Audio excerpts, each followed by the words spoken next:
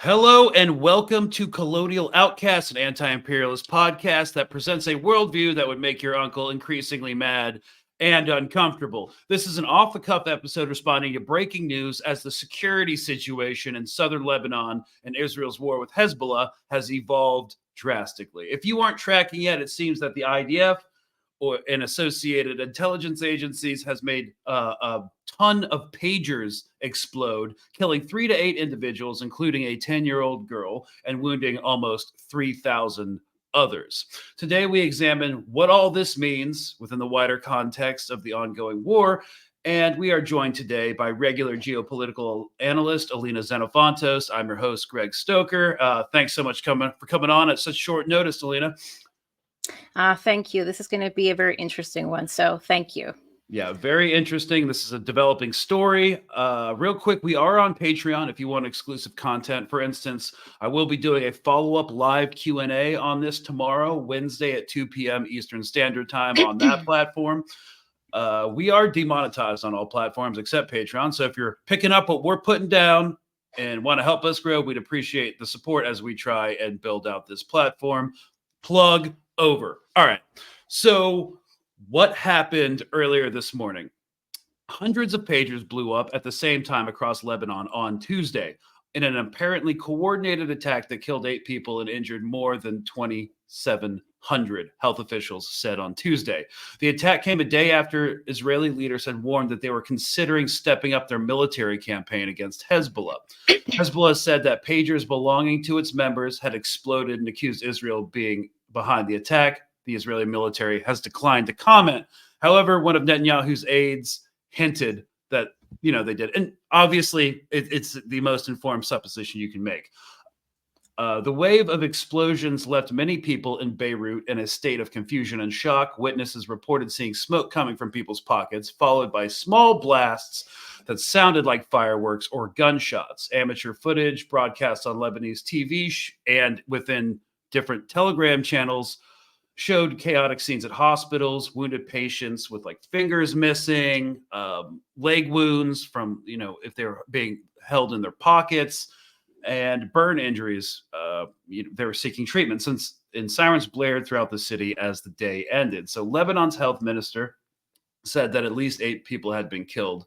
As we've said, many of the victims had injuries to their faces as well, the eyes as well as the hands. One of those killed was an 8-year-old girl. He said, "I'm hearing 10. She was inside her house when the device exploded, and that's what we're getting on that." Lebanon's prime minister, Najib Mikati, has characterized the attack as a criminal Israeli aggression and called it a serious violation of Lebanese sovereignty. So the following is coming from the New York Times. 3 officials briefed on the attack said that it had targeted hundreds of pagers belonging to Hezbollah operatives who have used such devices for years to make it harder for their messages to be intercepted. The devices were programmed to beep for several seconds before exploding, according to the officials, who spoke to the Times on the condition of anonymity because of the sensitivity of the matter. And so these blasts appear to be the latest salvo in an 11-month conflict between Israel and Hezbollah that began last October, after Hezbollah began firing into Israeli territory in solidarity with its ally Hamas in Gaza. The conflict has largely remained contained to exchanges of missiles and rockets, but this is a significant escalation in the status quo. So before we begin and dive into this, Elina, let's see the wider context that Israeli media, Hebrew media, and IL-24, their channel over in Israel, is portraying it. I think they usually do a pretty good job at contextualizing, but come to different conclusions than we do. After more than 11 months of cross-border shelling by Hezbollah into northern Israel, Prime Minister Netanyahu says the situation cannot continue. Netanyahu was speaking ahead of his meeting with visiting U.S. envoy Amos Hochstein. And again, this is from yesterday. They met with Hochstein, the U.S. envoy, yesterday to urge Israel to not escalate into a regional war. Who has visited Israel and Lebanon repeatedly since the start of the war in Gaza. Hochstein is here in his latest diplomatic push for an end to the cross-border warfare and to avoid it spinning into full-scale war in Lebanon. Netanyahu pledged to restore safety to northern Israel so that the more than 60,000 residents of the border communities evacuated in October can return home. Earlier, he told the cabinet that a change is coming in the balance of forces on our northern border.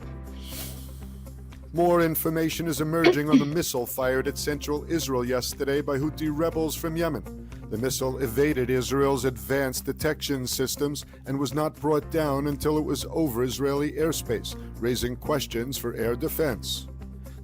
That does not bode well for an incoming escalation with Hezbollah. Just really want to point that out. Continuing. Missile's target is predetermined and cannot change course during flight.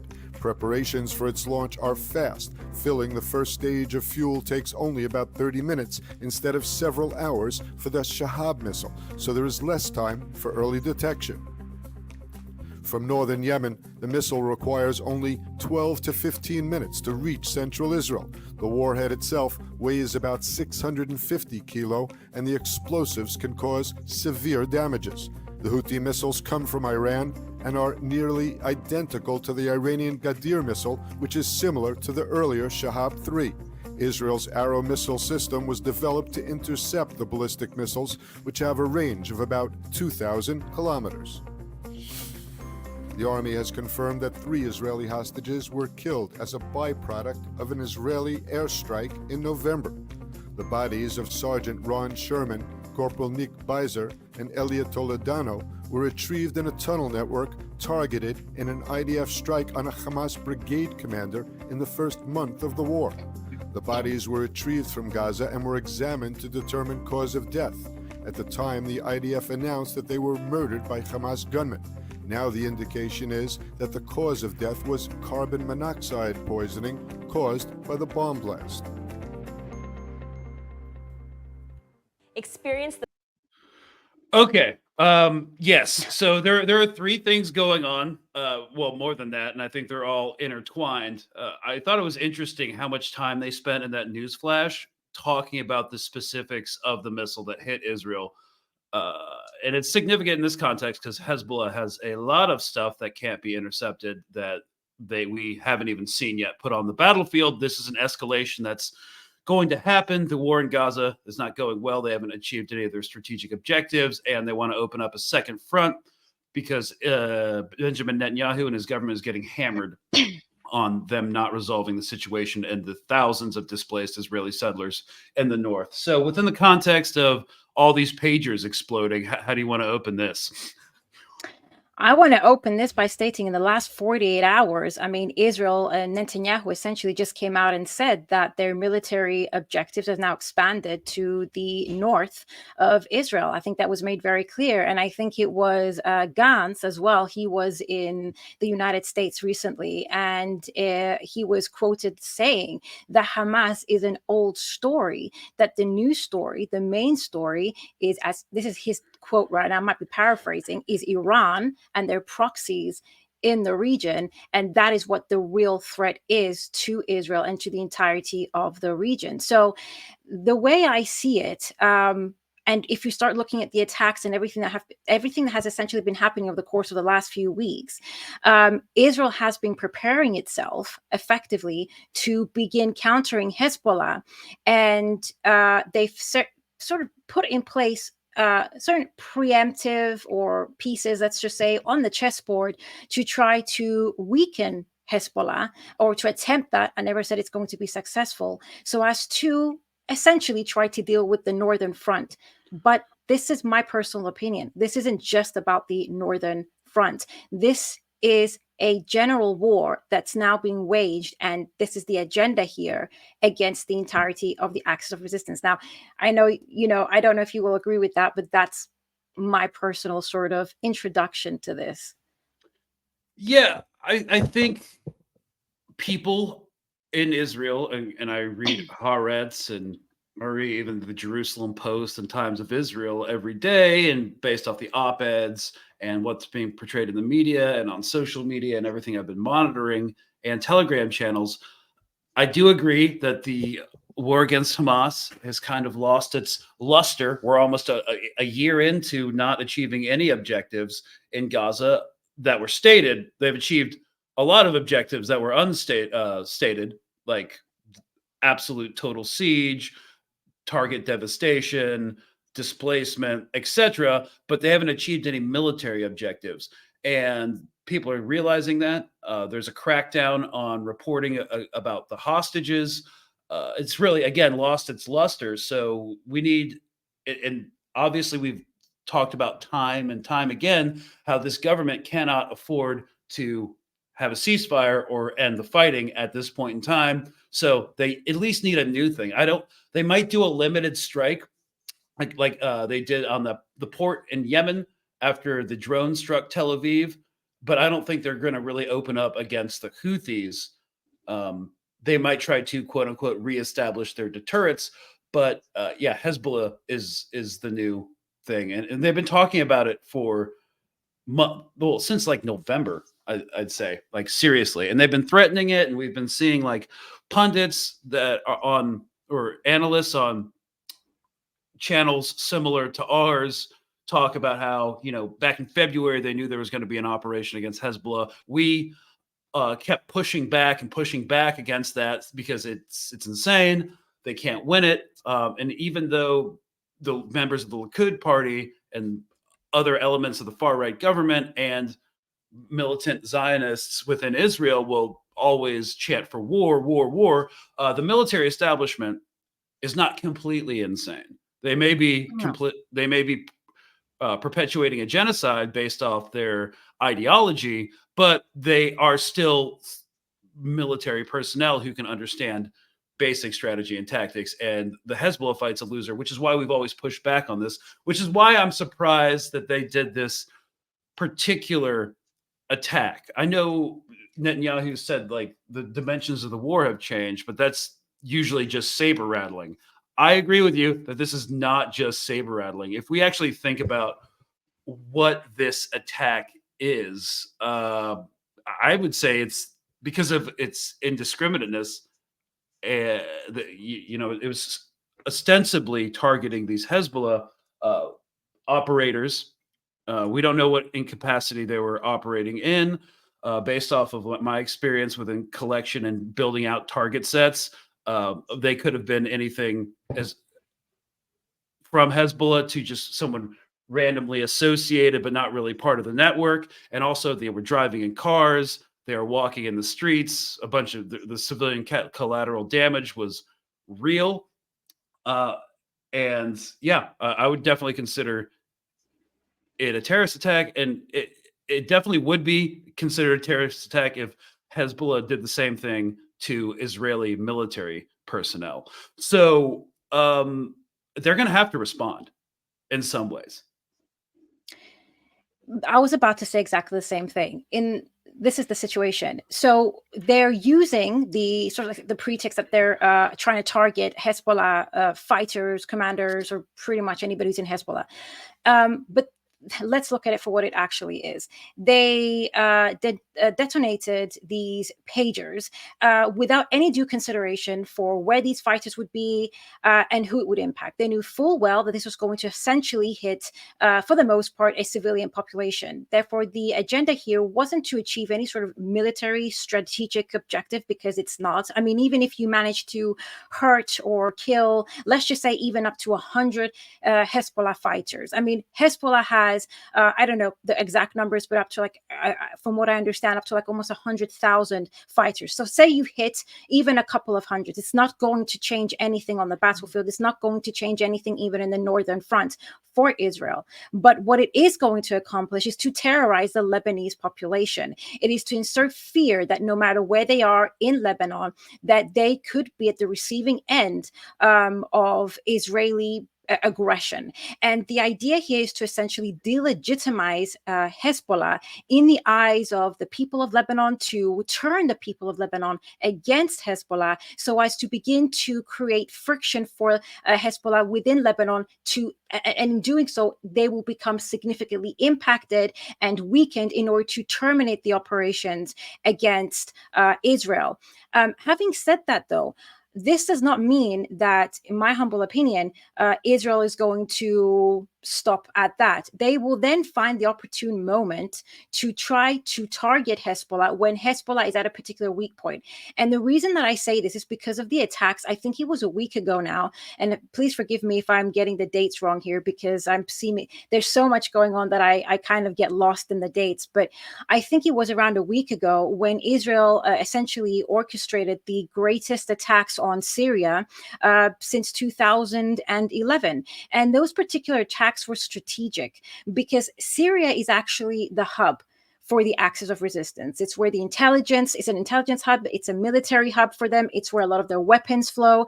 And it's actually also a manufacturing center for the axis of resistance, because you can't always bring everything from Iran.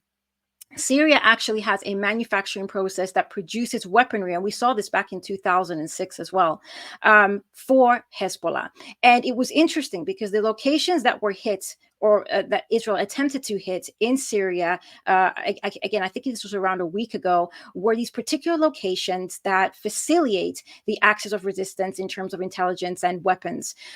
So the idea there was to try to diminish Hezbollah's sort of fighting power or sort of weaponry capabilities. And then now we have this particular attack, which is aimed strategically to begin to create internalized conflicts within Lebanon for Hezbollah. So we can see how Israel, the way I see it, is strategically placing or maneuvering around Hezbollah so as to begin to weaken Hezbollah. And this is also, and this is the final point I'm going to bring in here, this is also in addition to a series now at this point, it's become a trend of ISIS militants that have been essentially let loose within Syria and Iraq. And over the course of the last decade, Hezbollah has been one of the greatest sort of oppositions to the ISIS fighters in the region. So by allowing them to begin to free flow through Syria and Iraq, we're going to start seeing, and we also know, by the way, due to the information received by the former head of Mossad, whose name now I can't recall, but I will try to find it. We know from the past that Mossad has collaborated with fighters that then went on to become ISIS. We do know that there is a link between ISIS and Israel. So it would not come as no surprise that these fighters have been let loose in order to create a problem for the axis in the region. And the reason for this is because ultimately, and it's not just Hezbollah, the entirety of the axis, whether it's in Syria, whether it's in Iraq, whether it's Yemen or Hezbollah, are direct opposition to Western imperialism. And the last thing I'm actually going to say now is if there was a ceasefire agreement and the war came to a halt tomorrow, this would not be in the interest of Israel nor for the imperialists, given the geopolitical economic realities that are sort of occurring. They cannot allow the axis to survive, nor can they allow the axis to become emboldened that they managed to achieve their goals in the region. It will severely undermine Western imperialist objectives in the region. And that's why I think this is going to escalate, but it's just they're placing their pieces on the chessboard.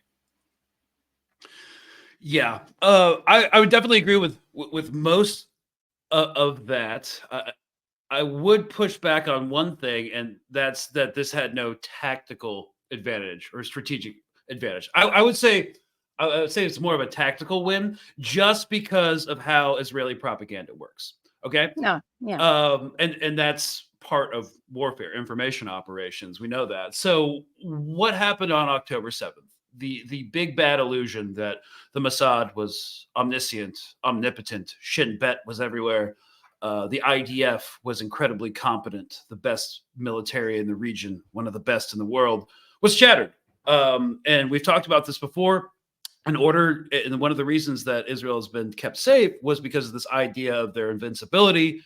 their invulnerability, their deterrence, their theoretical deterrence, because Israel's based off of Western funding and a series of associated legends or myths. And, they range from it being the only democracy in the region to, not being apartheid and having this badass military, which we now know, and anyone with eyes and is not completely Islamophobic and can interpret information knows is a complete fabrication. So their deterrence capacity is gone. They can't defeat Hamas, which we saw in the news cycle since we've had intelligence veterans from the IDF under the condition of anonymity speaking to Mariv and Ynet News about this.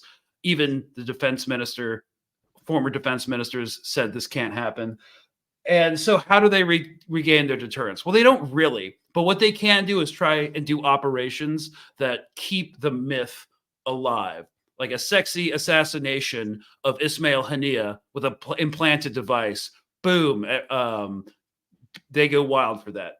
When they killed that nuclear scientist in Iran with a robot, another instance of these really high-profile James Bond-esque assassinations and operations that really don't net any huge value. I mean, I would argue that they got a huge value out of eliminating Haniyeh because he was more pro-ceasefire than Sinwar. But they are always these high-profile James Bond-esque things that happen, but what do they really change? So Hezbollah and their information operations really play these up. I mean, like, look how dangerous, look how scary we are, but it's too late. The myth is already gone. So yes, they overheated some cell phones and pagers and made them explode. And this is still a developing story. We'll talk more about that. But beyond the information operations, it's going to be some degradation to Hezbollah's capability in terms of like command and control and dissemination of information. That's undeniable, but they'll bounce back really quick. They have in the past, and they are really good at tolerating losing leaders and operatives and still remaining functional and operationally viable. So beyond a tactical setback and a admittedly large, huge security breach, they'll be back up and running. And the only thing netted out of this would be more information operations that will last the entirety of a couple news cycles, and then they'll still be back to square one with this problem in the north where they need to secure the north, but they can't do it without escalating with Hezbollah. So that's the only tweak I will say about having no military advantage. It's going to be very short-lived. And so I wanted to play a clip by a pro-Israel ex-U.S. Army person of Irish descent, just being a bad Irishman, about this. And he has a pretty big following on social media, and this is his in-depth analysis. It's the same in-depth analysis you get from all these pro-Israel accounts. Pagers worn by Team Yellow to explode. Maybe. I just got off a flight. I'm at DFW Airport right now, and I'm headed next to New Mexico because I'm doing some drone testing with the Aeromed Lab. And I'll tell you, it seems like every time I go away, something big happens. So, thanks, Ryan Macbeth. Here's what I think might have happened. Apparently, a bunch of pagers owned by Team Yellow operatives exploded. And it can be assumed that Israel did this. Now, I'm not sure how they did this. It could have been almost like a denial of service attack. A DOS attack. It wasn't a DOS attack, but we'll get into that in a bit. Where you send an electrical signal and you overwhelm the pager, and somehow that gets the battery to overheat or in some cases explode. And it could just be a certain brand of pager. Like I said, I don't know yet. I just got off a plane. But what we can be almost certain of is that this is most likely a shaping operation. This sets up the battlefield for future operations. So it could be that this is an indicator that Israel is planning something soon. Oh my God, Elina. Did you hear that? It's a shaping operation. They're preparing the battlefield for something else to happen. Holy shit. I'm so glad I spent 45 seconds screen recording that. Yeah, we needed that level of expertise in this particular conversation. it also just never ceases to amaze me by people, particularly in the Western mainstream media, how it's completely tolerated that they just basically targeted 3,000 people, of which the vast majority of them were civilians and children and innocent bystanders. I mean, it's just if for a second, if it was Hezbollah or anybody else for that matter who had done something like that with inside Israel, we'll be crying, this is the worst thing that's ever happened to the Jews since the Holocaust, that kind of narrative, and then the evil of the Axis, et cetera, et cetera. But when Israel does it, it's a shaping operation. Yeah, it's a shaping operation, whatever that means. I'm not even sure if the Israeli defense apparatus knows what that means. I don't know how they deal with this problem. So before we, I think now that we're like halfway in, let's talk about the nature of the attack. So Mark couldn't be with us today because he, like a nerd, he's having to work. He's working a day job, friggin' loser. But he did have a good take on this. It's one I tend to agree with. At least the first half of what I watched. It's a couple minutes, and we're going to pretend like he's here in spirit. I'm seeing a lot of misinformation floating around about the pagers which exploded in Lebanon. They think that Israel hacked into the phones to cause the lithium-ion batteries to essentially catch fire, which lithium-ion batteries do when exposed to air. They catch fire. However, so probably not what happened here. Most likely they compromised the supply line that Hezbollah was sourcing their pagers from and their electronic devices, which is why it's very critical to know where you're sourcing your equipment, because at any point in that supply line, if the Mossad can sneak in, they can plant little chips, which are about that big, and they contain plastic explosives. Plastic explosives detonate based on a small electric current running through it. You can actually burn plastic explosives in a fire and it will not go off. And there's been cases for people who have needed to survive in cold environments to actually toss plastic explosives on a fire, which helps the fire burn hotter. Plastic explosives detonate based on an electric charge. A very small electric current can set off a plastic explosive. So what Israel has been known to do in the past is they sneak a small plastic explosive inside a phone. They did that to a bomb maker in 1996. He was a bomb maker for Hamas. He answered the phone. His head blew up essentially because they planted a small plastic explosive device, which is essentially the cheese slice, as they call it, cheese slice of plastic explosive, coupled with a transceiver receiver that receives a signal. And that signal then tells the chip to release a small current via a small capacitor, causing the plastic explosive to detonate. So most likely the Mossad compromised the supply line between whoever was the supplier for these pagers to Hezbollah, and slipped in some of these chips, knowing that they were going to be distributed to Hezbollah operatives and Hezbollah fighters. So just want to clear the air there before we go down some crazy rabbit hole, thinking that they can hack our phones and cause the lithium-ion battery to catch fire on its own. I don't believe that's a thing. Maybe, who knows these days. But most likely it was a compromised supply line. So let's chill out on the theories before they get out of control. And also, it's a lesson that we can all learn, that you have to always be vigilant to make sure that wherever you're sourcing anything from, it's not compromised. Well, I think, first of all, I'm surprised, Mark, he's our resident conspiracy theorist. And I'd just like to say, having gone through extensive demolitions training in the Army and being very familiar with how IEDs work and how signal activation and command detonation works, I agree. I think it was a physical backdoor within the supply chain that allowed this to happen. This is a developing story. We don't have a lot of information. We don't even have solid confirmation of what make and model the pagers were. But yes, I don't think there's a magic code yet that just makes lithium batteries explode and kill 10-year-old girls. We're not there yet, okay? It's 2024. Maybe in 2025 we'll be there, but it does seem like an augmentation of the supply chain. And this is why it was going off of that very reasonable supposition that this was a massive, massive security breach for Hezbollah. And this is why I think they'll have to respond.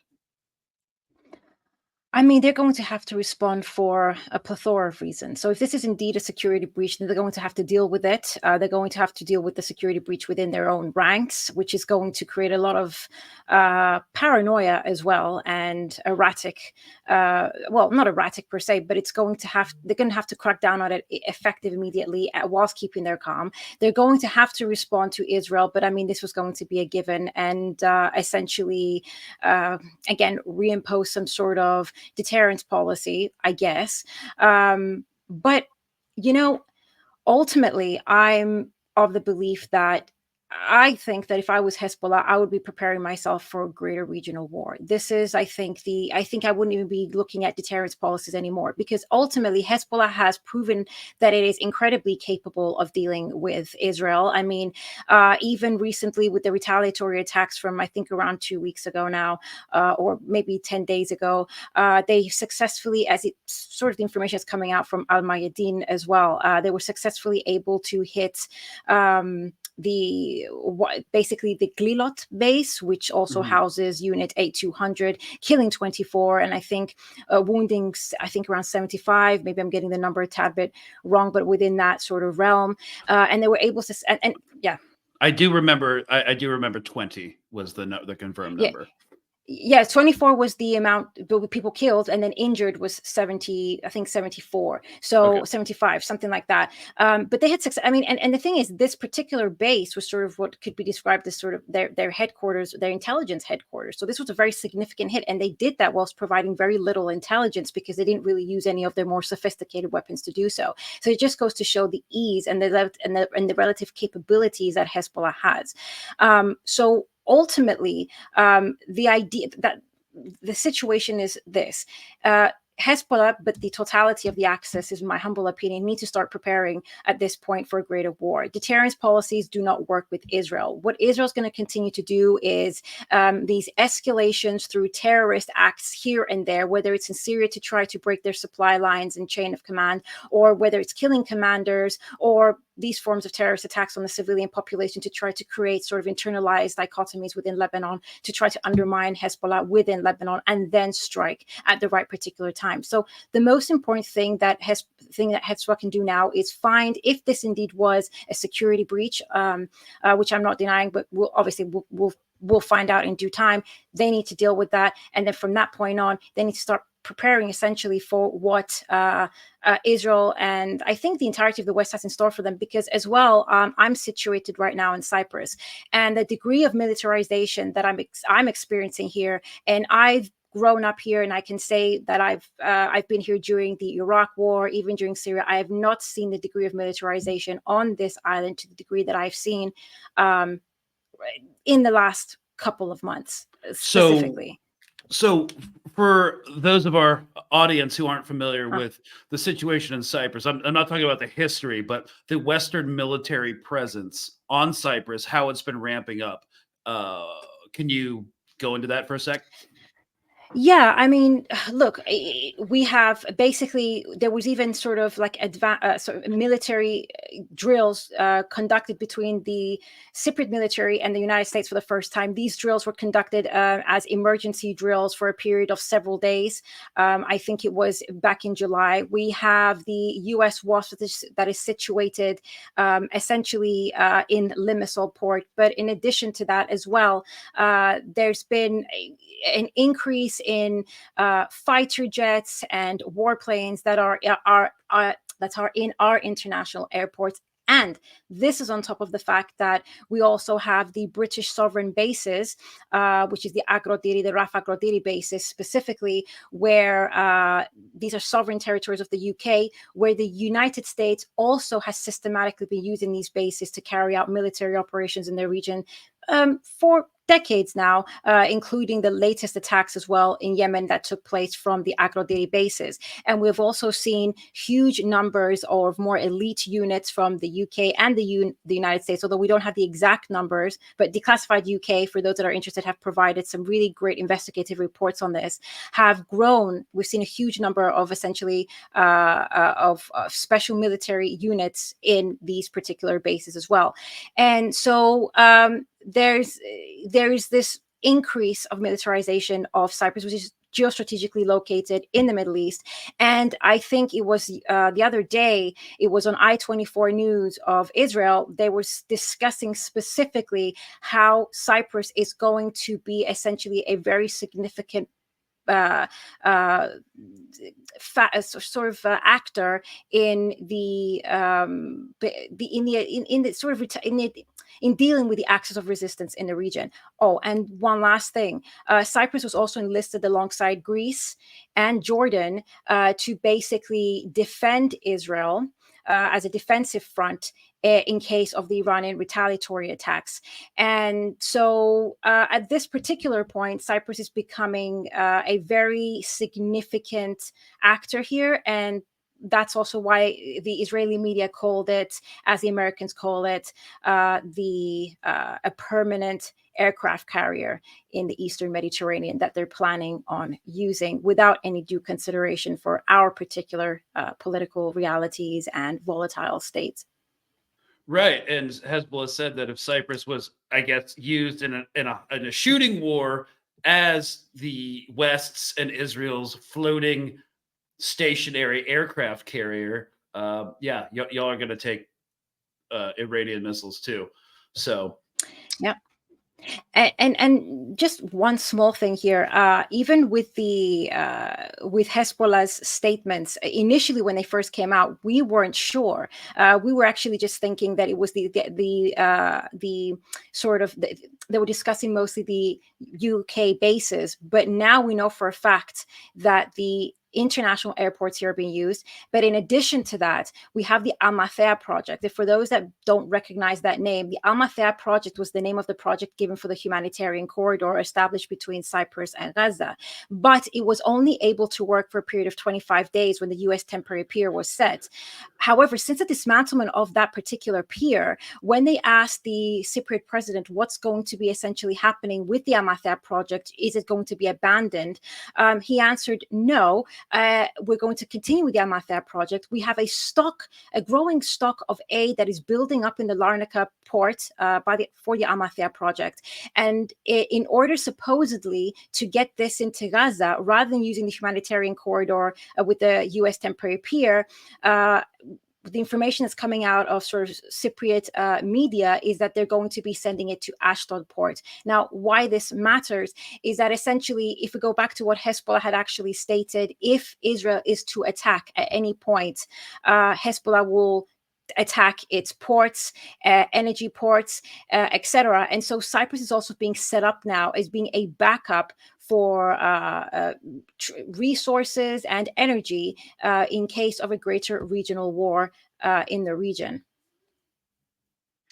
So, yeah, I think they've been prepared. Yeah, it does sound fun. They've been paving the ground for this for a while. A regional war would still be crazy, as we've mentioned, because I don't think the American public would support boots on the ground at this time. All we could do is, again, give material support for Israel and maybe assist with airstrikes if things get going. But then again, airstrikes don't hold ground. They don't destroy resistance fronts in their entirety or networks in their entirety, as we saw throughout the global war on terror. So, yeah, it's just kind of reminds me of Ukraine. It's just like at this point, they can't afford to stop because, like, if they're seen to have lost and not achieve their objectives, well, they'll go. There goes the whole imperialist project. So I don't see the West at this point backing down on its support for Israel. Israel's not going to go seriously for a ceasefire, and I don't think Sinwar, based off of his statements and his actions, will accept a ceasefire against Israel if Hezbollah opens up.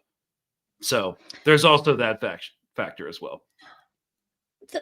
The thing is, I mean, the overall stance of Hamas has been that they want to return back to the agreements that were agreed upon before Haniyeh's death, specifically those that passed through the United Nations Security Council that Hamas had accepted, and those were pretty rational. The problem that Sinwar has, and Hamas, and rather the entirety of the Palestinian resistance has at this point, is that as we've all, we've reiterated this point in the past, is Netanyahu and Israel keeps adding new particular points that are just simply unacceptable to the Palestinian resistance. So it's not so much that Sinwar isn't willing to accept a ceasefire agreement. I think if the ceasefire agreement, if Israel itself had gone back to the initial rather to the agreements that they initially proposed or rather the US proposed in May and June, July, I think Hamas would accept. But Israel does not want to go back to those particular terms and conditions. And at this point, I would even say the totality of the West, because as we've just reiterated here, if they were to accept even the ceasefire within those terms and conditions, Hamas wins. The Palestinian resistance comes out on top. The axis of resistance as a whole has now appeared to be significantly emboldened, and they also that will play a huge role in the future with regards to the imperialist objectives of the region, because we can't forget, I mean, Syria itself is a resource-rich country, and we've seen Bashar al-Assad at the moment, who is sort of being reinducted as normal into the Arab League and normalizing relations with his neighbors. They're even in the process of negotiations with Erdogan and Turkey, and Bashar al-Assad, he's allied at this point with China, Russia. They're talking about trade routes. They're talking about BRICS. The same applies to Yemen. We're also seeing a dramatic change in the situation between Saudi Arabia and Yemen. So that's going to play a role as well in the greater scheme of things. And so when you've lost Yemen, you've lost the Red Sea, or Syria and Lebanon, and we're now looking at Iraq, who wants to essentially remove all U.S. bases, but the United States is sort of refusing to leave, using ISIS as an excuse. This is very geostrategically important, because these particular countries, they control economic trade routes, they're aligning with BRICS, and simultaneously they're also resource-rich nations that the West is about to lose hold of if they accept the ceasefire and allow them to become even stronger. So that is why I believe the situation is going to continue to escalate. It might not be boots on the ground, but they might be using other forces. So, for example, Jordan, Greece, Cyprus, in order to sort of deal with the axis of resistance, if not directly. Yeah. So only time will tell. I still don't think it's going to kick off just yet. I mean, I've been saying that since November, so it's kind of a refrain right now. But I don't know. Circling back to the attack that precipitated this episode, there are some statements. I'm going to read one from Palestinian Islamic Jihad, an excerpt. So the treacherous operation carried out by the Zionist entity's devices through the explosion of dual-use communication equipment is a documented war crime. It inflicted severe damage on a large number of innocent civilians inside their home with premeditated malice. Although the enemy's resort to this option is intended within the framework of psychological and intellectual warfare, it indicates the level of frustration and the narrow options they now have after the blows they have received from the multiple fronts supporting the Palestinian people.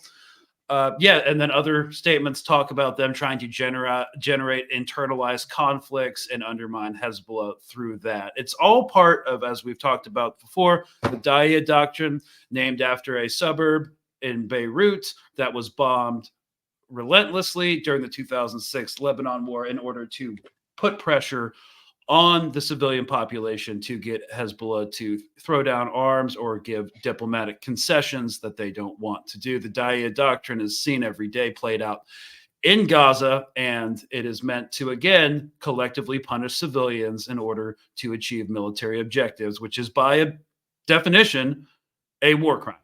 So that's the standard military doctrine that we're going through here. This attack with the pagers could be seen as an expression of their overriding modus operandi within the context of Israeli warfare. And also, I go ahead. Sorry.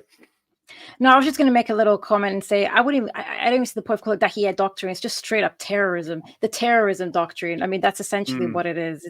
That's all it is. But yeah, proceed. So again, Israel, I would like to say before we end, is in completely uncharted territory, militarily speaking. They are used to short, violent wars that use overwhelming force with aircraft, artillery, target devastation that last a week, 2 weeks, maybe 6 weeks if they're getting real crazy. They're completely out of reckoning. They've never fought a war like this before. And the military apparatus is struggling to cope with it. Yeah, now that you mention it, I do think it's good to also point out the hypersonic missile that hit, which we also brought up at the beginning, because from Yemen, because I mean, ultimately, they're going into this. They're trying to open a new front. They're trying to intimidate and strategically base themselves to basically limit and diminish the axis of resistance in the region, as per Gant's statements as well. But how realistic this is going to be is in terms of how effective it's going to be. As I said earlier, you had Hezbollah attack the Glilot base, which was essentially like the intelligence headquarters, the equivalent of the Pentagon for them, for Israel, just 10 days ago. And then yesterday, for the second time, you saw Yemen successfully essentially penetrate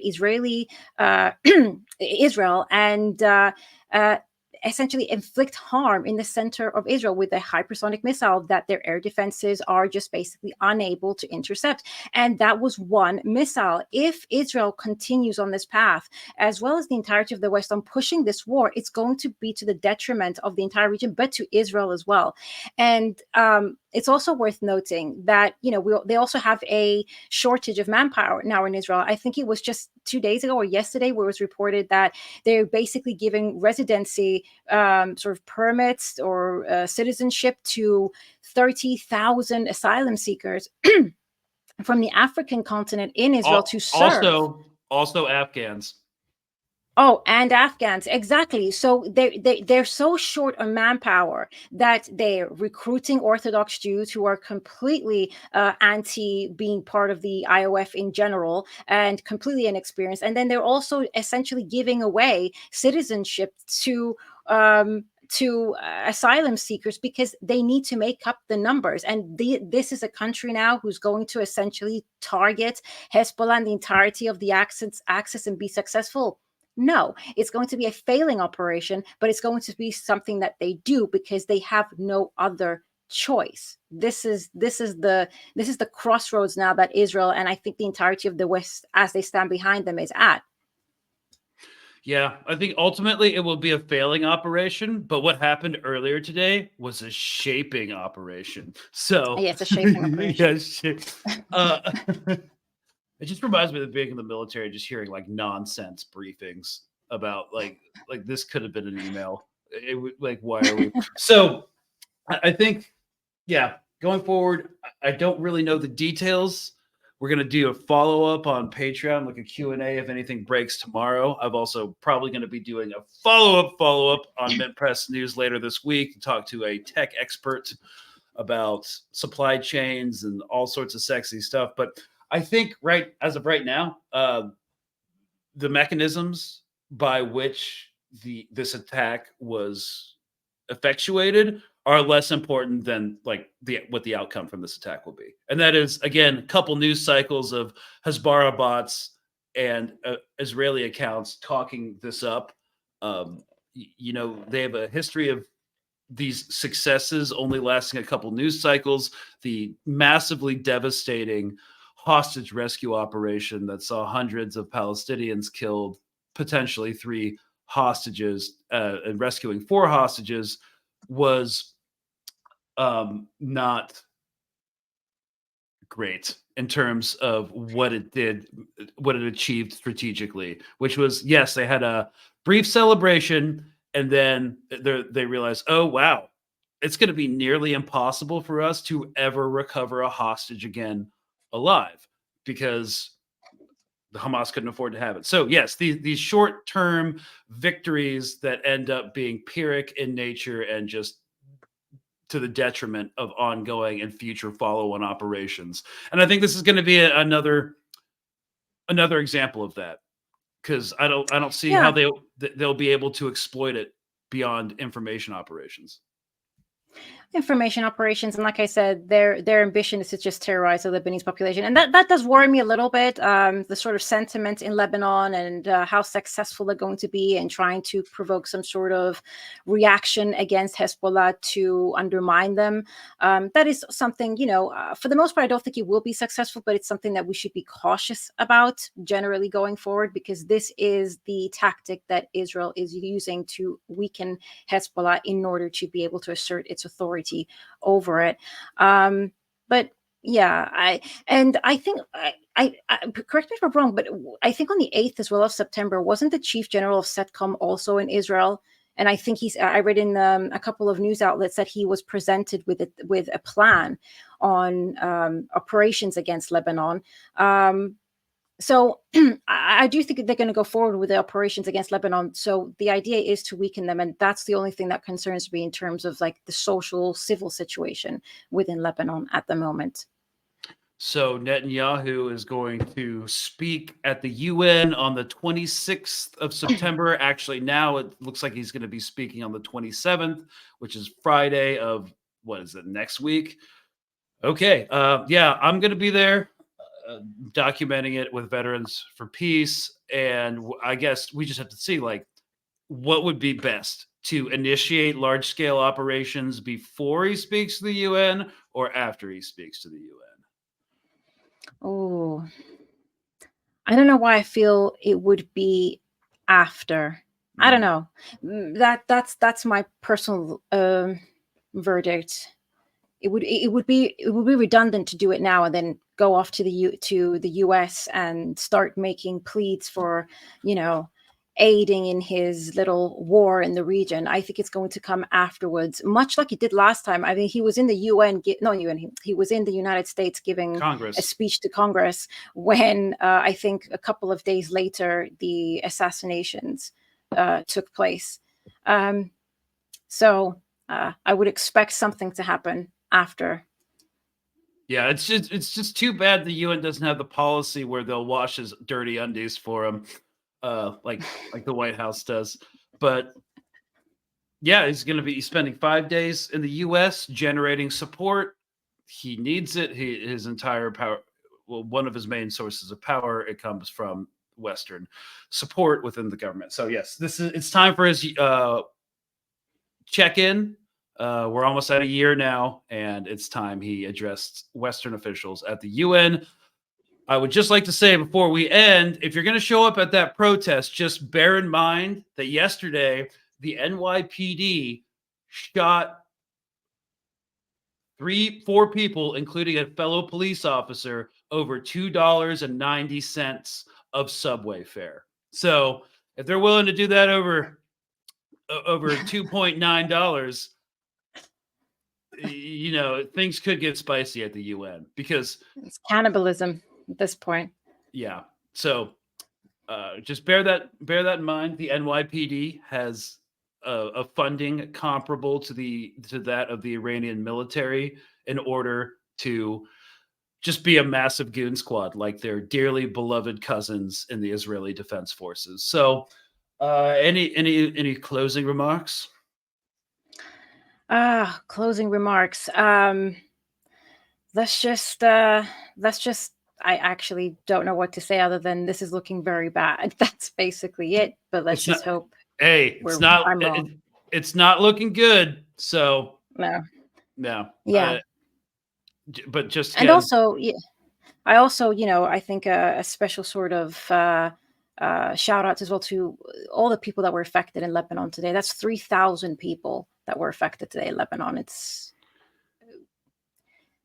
criminal. Yeah. So I'm not sure if the United States, even for all of our many, many war crimes, would have visibly enacted that kind of operation. But who knows? Times are changing. So anyways, thank y'all for listening. This will continue to devolve. It looks like they are dead set on a regional confrontation. So we'll see how that works out for them.